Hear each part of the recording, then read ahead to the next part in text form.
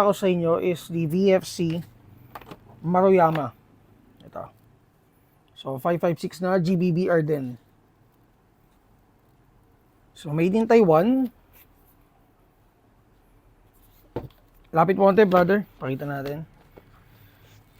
So for the specs, itong upper receiver niya is metal. Front assembly is metal.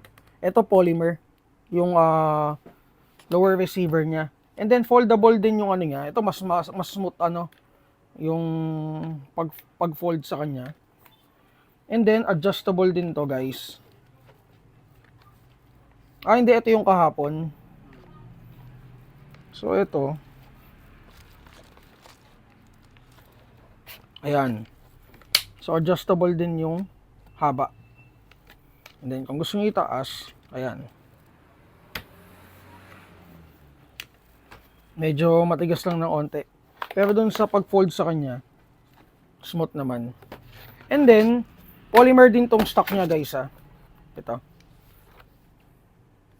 Magaan siya. And then, ambi yung, ano tawag dito? Charging handle. And then, yung selector, ambi din.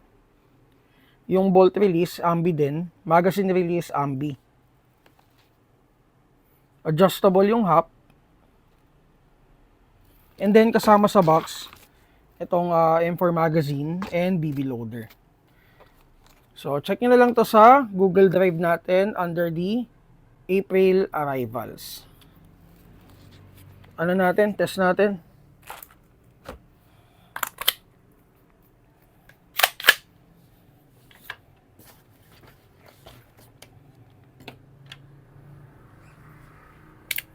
Okay. 439. 443. Auto, guys. Ito maganda yung blowback. Ang ganda, matigas.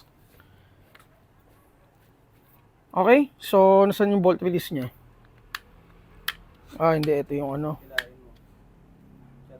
Teka, tanggalin muna natin.